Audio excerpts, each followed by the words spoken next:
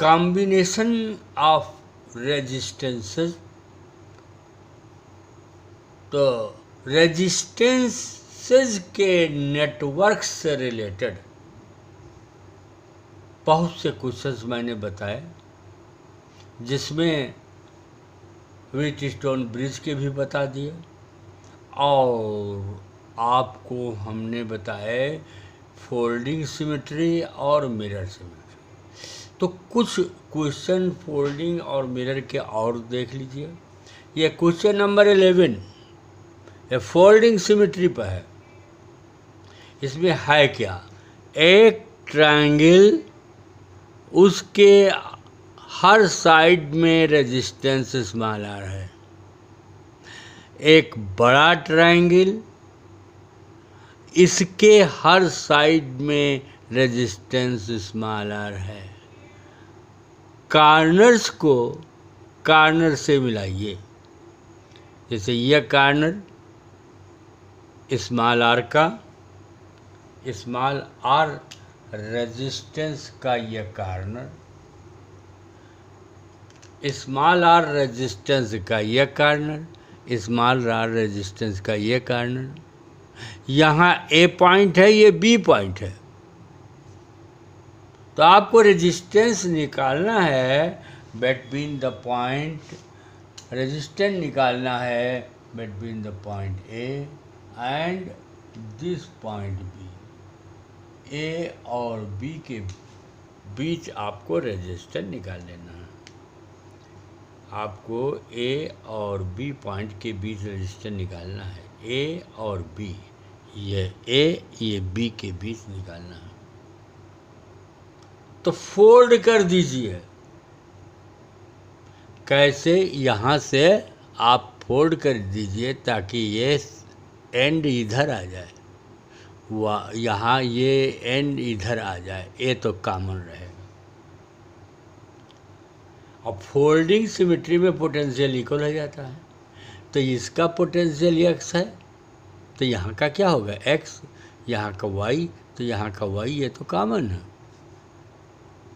तो equal potential में क्या होते हैं, रेजिस्टेंसेस को कैंसिल कर दिया जाता है। तो देखिए यहाँ क्या होगा, देखिए क्या करने जा रहे हैं, इसको कैंसिल कर दिया, इसको कैंसिल कर दिया, ये देखिए ये कैंसिल हो गया, खत्म। वो यहाँ पर क्या होगा, ये कैंसिल, ये कैंसिल। अब सर्किट क्या बना वो देखिए, ए और बी के बीच आर, ये आर, ये आर, ये आर, ये आर, आर आर, ऐसे बना। अब ए का पोटेंशियल बी मान लीजिए और बी का पोटेंशियल 0। तो ए से चलिए, ए से चलिए, आर आर आर, ये सीरीज में है 3R, बी पे पहुंच जाइए। ए से चलिए बी पे पहुंचिए आर, ये रेजिस्टेंस क्या है आर, ये आर हो गया। ए से चलिए बी पर, तो फिर 3R, ये फिर 3R। अब 3 रेजिस्टेंस पैरेलल, कौन कौन, 3R, R और 3R। तो उनको ऐसे लगाइए, 1/r पर 3R plus 1/r plus 1/3R, और इससे r' की वैल्यू निकालिए, तो 3r/5 आंसर आ गया। तो इतना बड़ा क्वेश्चन सिमेट्री से आ जाता है। ये सिमेट्री देखिए, ऐसे समझिए, देखिए यहाँ कट गया, यहाँ कट गया, यहाँ कट गया, यहाँ कट गया। अब ये रेजिस्टेंस बेकार है, तो सर्किट फिर से बना लीजिए। Now come to the question number next, और वो है हमारा क्वेश्चन नंबर 12 क्वेश्चन हमारा ये है कि यहाँ पर एक स्क्वायर है। क्वेश्चन नंबर 12 में एक स्क्वायर है।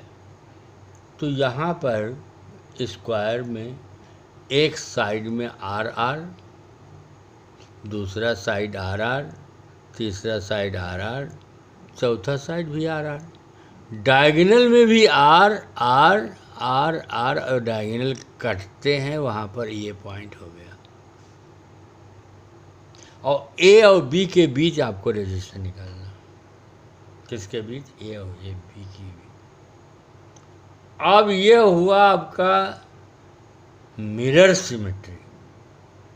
मिरर सिमेट्री ने यहाँ मिरर रख दिया जाए तो ऐसे इमेज इधर बना, इसकी इमेज इधर बना, तो यहाँ पर करंट देखिए I1 I2 I3 करंट ले लीजिए, तो I से करंट यहाँ I1 I2 और I3 हो जाएगा। यही सबसे इम्पॉर्टेंट चीज़ है। ये पॉइंट देखिए I1 I2 I3, तो I से यहाँ ये है I1, यह है I2 तो यहाँ I2, यह है I3 तो ये I3, इमेज बन गई।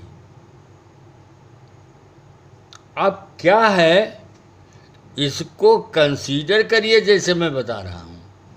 यहाँ ए से I3 करंट तो बी पर पहुँच गई, I2 करंट पर ध्यान दीजिए, I2 करंट ऐसे चली और यहाँ पर ऐसे बी पर पहुँची।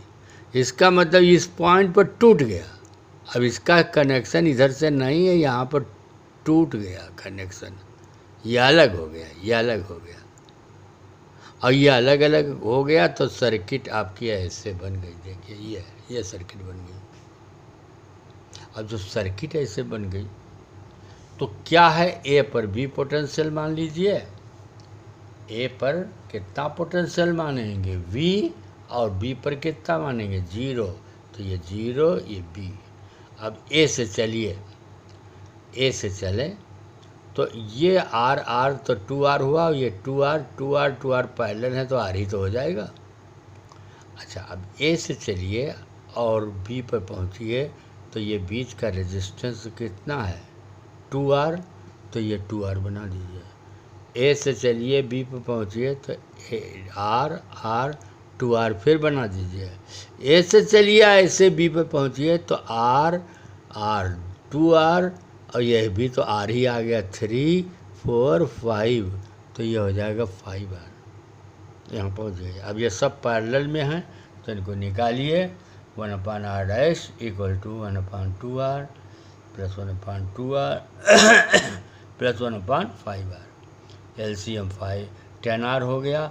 और ये आपको बहुत सिंपल कैलकुलेशन से ये आपका आ जाएगा 10R/12 माने 5R/6। कितना अच्छा आंसर आया, ये 5R/6 यही निकालना था, 5R/6। तो ये आपका क्वेश्चन नंबर 12 होगा।